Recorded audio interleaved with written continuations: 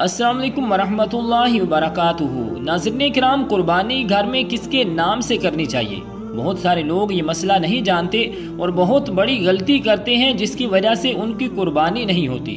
बाज़ लोग अपने वालिदैन की तरफ से कुर्बानी करते हैं, यानी वालिद या फिर वालिदा हयात हैं तो उनकी तरफ से कुर्बानी करते हैं।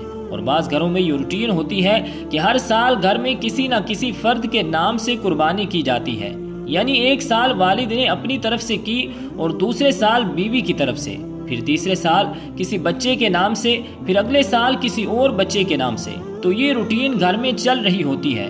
तो कुर्बानी किसके नाम से करनी चाहिए? तो सबसे पहले एक चीज समझ लीजिए कि कुर्बानी किस पर वाजिब है। तो कुर्बानी वाजिब होने की 4 शराइत उलमाए किराम ने बयान फरमाई हैं। नंबर 1, मुसलमान होना, गैर मुस्लिम पर कुर्बानी वाजिब नहीं है। नंबर 2, मुकीम होना, मुसाफिर पर कुर्बानी वाजिब नहीं है। नंबर 3, बालिग होना, नाबालिग पर कुर्बानी वाजिब नहीं है। और नंबर 4, मालिके निसाब होना। अब कुर्बानी के मामले में मालिके निसाब कौन है?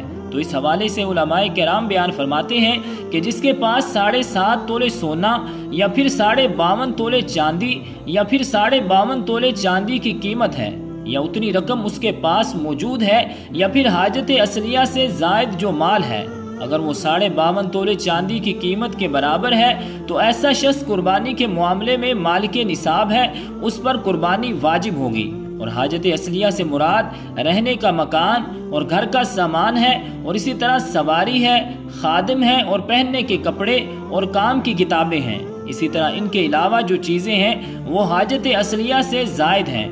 अगर इन चीजों की कीमत 52.5 तोले चांदी के बराबर बन जाती है तो फिर भी आप कुर्बानी के मामले में मालिके निसाब होंगे। अगर कोई शख्स हर साल मालिके निसाब हुआ तो हर साल उसके ऊपर कुर्बानी करना वाजिब है। अब बाज़ लोग क्या करते हैं कि अपना वाजिब छोड़कर, यानी घर का जो सरबराह है वो मालिके निसाब है, उसके ऊपर कुर्बानी वाजिब है, लेकिन वो ये समझते हैं कि जब तक वालिदैन हयात हैं तो बेटा अपनी तरफ से कुर्बानी नहीं कर सकता। तो ये बहुत बड़ी गलती है। घर में जितने भी अफराद हैं उनमें से जो मालिके निसाब है, जिसके ऊपर कुर्बानी वाजिब है, वो अपना वाजिब पहले अदा करें। अगर वालिदैन घर के सरबराह हैं और वो मालिके निसाब हैं तो फिर उनकी तरफ से कुर्बानी की जाएगी। और अगर बेटा खुद सरबराह है और वो मालिके निसाब है तो वो अपनी तरफ से कुर्बानी अदा करेगा। और ये रूटीन जो चलती है कि घर में किसी फर्द के नाम से हर साल कुर्बानी की जाती है, कभी बेटे की तरफ से कर ली, कभी बेटी की तरफ से कर ली, हालांकि उनके ऊपर कुर्बानी वाजिब नहीं होती। कुर्बानी अगर उनके नाम से करेंगे तो कुर्बानी हो जाएगी, लेकिन उनकी तरफ से अदा होगी।